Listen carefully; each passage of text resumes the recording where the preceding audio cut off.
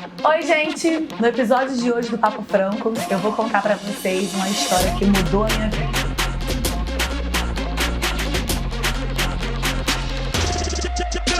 Bom, eu tinha apenas 8 anos de idade quando eu comecei a jogar vôlei.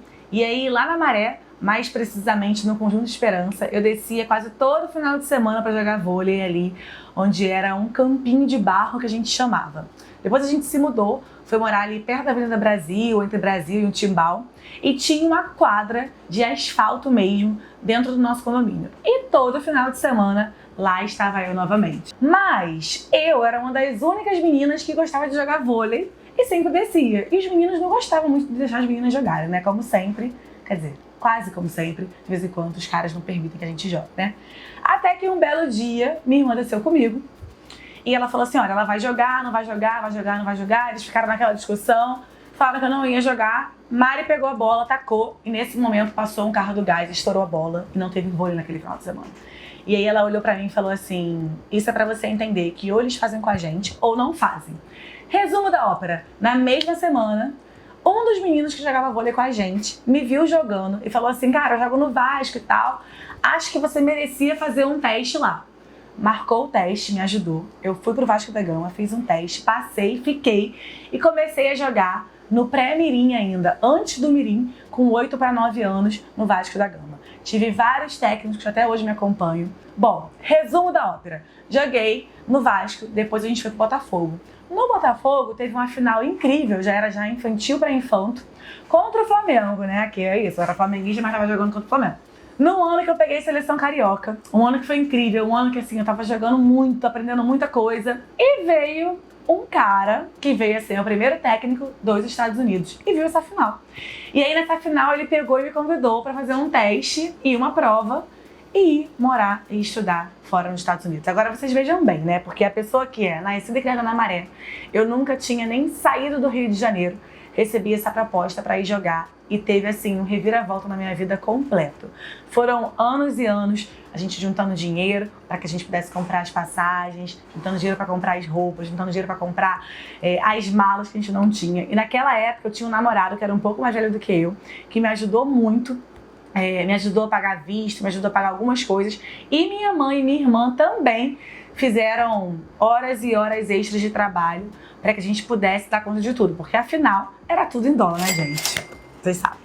Mas a gente conseguiu juntar toda aquela grana. Mas além da grana, tinha um outro fator que era a prova do TOEFL. E eu, né, não tenho até vergonha de falar, não vou falar. Passei no meu ensino médio inteiro em inglês e matemática colando. Gente, não me orgulho disso. Mas era isso, eu era atleta. Então eu vivia viajando pra tudo que é canto pra jogar, né? Aqui dentro do Rio mesmo. E era muito ruim em inglês e matemática. Na real, matemática eu ainda sou. Mas em inglês hoje eu dou aula, mas por conta dessa história que eu vou chegar lá. Passei e lá foi eu, em 2011, pra morar nos Estados Unidos. Sozinha, sem ninguém. Com muita esperança e muita vontade de crescer, mas além de tudo isso, acho que acima de tudo isso era a vontade de jogar vôlei. Por quê? Era isso. Infelizmente, a gente estava num período aqui no Rio, no Brasil, onde o esporte amador não estava tendo muito investimento, como infelizmente no Brasil não tem muito, né? Se você não joga futebol, você não joga nada praticamente. Eu estava sendo obrigada a parar de jogar para poder trabalhar, ajudar meus pais e estudar. E aí, no meu último ano de ensino médio, veio essa proposta que maravilhosamente mudou minha vida. Minha mãe deixou eu ir, porque ela falou, olha, para estudar você pode. E aí lá vou eu com 16 para 17 anos pro Texas. Chego no Texas, aquele sotaque maravilhoso, que eu não entendia nada. Cheguei lá sem saber falar inglês direito, mas com muito esforço e muita cara de pau, porque era isso. Eu descia do meio do nada e falava assim, fala inglês comigo. As pessoas começavam a falar inglês, não já ponham. Mas tava eu lá falando inglês. E fui para ficar 2 anos, fiquei 12 anos. Fiz a faculdade de inglês e jornalismo, Texas, com Junior College, e depois em Carolina do Norte, North Carolina Central University. Depois fui para Florida A&M, onde eu fiz tanto mestrado em jornalismo quanto em inglês também. Eu morei 12 anos nos Estados Unidos em HBCUs. O que significa isso? Historical Black Community Colleges. Então eram sempre universidades ou junior colleges que tinham predominantemente pessoas negras. E aí quando eu falo pessoas negras, aquele povo lindo, aquele negão gata, porra. Inclusive os professores e as professoras. Então assim, os primeiros professores negros da minha vida foram nos Estados Unidos. Minto. Alguns dos primeiros, porque eu tive uma professora negra de geografia, de história, ela vai me matar. Ai, Regina, te amo. De história. Se ela estiver assistindo, que eu sei que ela me segue, aqui no Legrand. E o professor Adilson também, que era de geografia, também, que eram duas pessoas negras que eu amo muito. Isso no Legrand, lá, com o mesmo bonde de Freixo, Sônia, a galera que eu fiz no meu segundo grau. Mas, nos Estados Unidos, eu tinha todos praticamente. Então, assim, era entrar na sala de aula e ver aquele negão lindo, maravilhoso, te dando aula de inglês, te dando aula de law, sabe? Então, assim, foi incrível ter essa representatividade, assim, desde do pessoal da secretaria, quer dizer, de chegar e tal, desde a galera da segurança, a galera que tava lá no Admissions Office, que tava lá fazendo sua aplicação, né, a sua application, sua ficha. Ai, deu branco, não, gente. A porra da palavra vem em inglês, não em português. Foram anos muito difíceis, eu fui jogando vôlei, então, assim, eu tinha uma bolsa de 100%. E aí, com o passar dos anos, a gente foi ganhando muito mais experiência também, mas passando por alguns episódios, assim, marcantes, como no meio do jogo as pessoas me xingavam por ser brasileira. No meio da cafeteria, né, que é o famoso restaurante dentro de uma universidade americana, também xingavam, também zoavam muito do sotaque. Tudo isso pra moldar e me tornar a mulher que eu sou hoje, assim. Eu passei por tudo isso sozinha e muitas vezes eu pensava em desistir e voltar pra cá, mas o vôlei falava mais alto. Então acho que até hoje tem uma coisa dentro de mim que o esporte trouxe, que é essa competitividade, essa coisa de ser atleta, de ser liderança e tal, mas também eu tive muitos altos e baixos para conseguir chegar até aqui. Tava lá no episódio das Torres Gêmeas, né, assim, foi muito assustador aquilo tudo. Consegui me formar com a ajuda dos meus pais e da minha irmã aqui, porque assim, eu me lembro perfeitamente. Era Skype, MSN na época, então eu ligava para eles, falava com eles direto, e minha irmã e meu pai falando o quanto que eles estavam indo pra Maré, batendo de porta em porta vendendo sacolé, sabe, indo pra feira da ilha, indo pra feira do PU pra vender roupa pra gente, pra que eu pudesse ficar lá. Então eu tinha meio que uma obrigação de ficar. E assim, uma coisa que eu me lembro muito agora, falando da Mari especificamente, era que ela olhava pra mim e falava assim: cara, eu sou péssima no inglês, eu não sei falar inglês, mas você tá aí, quando tu voltar, tu vai me ensinar, filho da puta, mas tu fica aí, aprende tudo.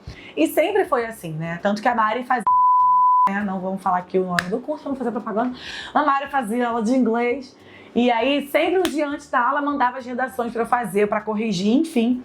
E ela muito se orgulhava disso. Então toda vez que eu ia e vinha nos Estados Unidos de férias, eu ia no trabalho dela e as pessoas falavam: ah, tá, a irmã que joga vôlei nos Estados Unidos, a famosa, não sei o quê. Então foram muitos anos, foram anos maravilhosos da minha vida, mas também que me ensinaram muito. Estar sozinha enquanto adolescente num outro país, ter essa outra visão cultural, esse choque cultural me fez crescer muito. Muitas vezes eu pensei em desistir. E aí eu lembrava do sacrifício dos meus pais, da minha irmã, de me ajudar a estar lá. Por exemplo, eu fiquei muitos anos lá da infância e adolescência da Luiara. Então eu perdi alguns anos ali da vida da Lu. E aí quando eu chegava no aeroporto, tava a Luiara com cartaz, assim, tia, eu te amo, saudades e tal. Mas tudo isso para que eu possa falar hoje, assim, o quanto que isso também me tornou a mulher negra que eu sou. Então lá eu tive o acesso, né? Tive aí a felicidade de estudar mais sobre Martin Luther King, sabe? Sobre Malcolm X, sobre Angela Davis, sobre Patricia Hill Collins. Então, eu tava em vários coletivos, por exemplo, eu fazia parte de um cara chamado 100 Black Women, que era muito maneiro. A gente todo mês fazia algum serviço social. Eu fui uma das primeiras brasileiras, não sei se eu sou a única ainda, mas na minha faculdade eu fui a única brasileira a me formar na Delta Sigma Theta, que é uma sororidade muito famosa, onde a gente tem inúmeras mulheres negras poderosas nos Estados Unidos também, que fazem parte. Então, quando a Mari foi assassinada, essas mulheres mandaram cartas, mandaram mensagem, perguntaram se a gente estava precisando de alguma ajuda financeira. Enfim, consegui viajar pelos Estados Unidos jogando vôlei. Então a gente fui pra Havaí, Nevada, Los Angeles, sabe? Tipo, a gente foi pra Las Vegas jogar. E aí, além disso, saímos pra jogar na Jamaica, em Cuba, no Canadá.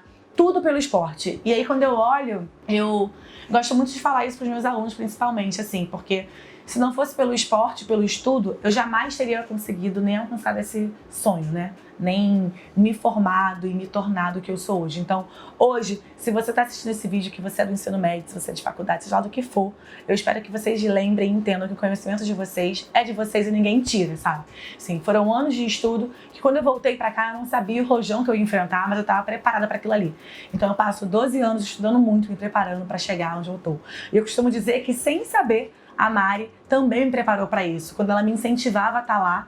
E hoje poder estar à frente do instituto e viajar, dar palestra, escrever livro, cartas em inglês, é também lembrar o quanto que ela e meus pais ralaram para que eu pudesse estar aqui.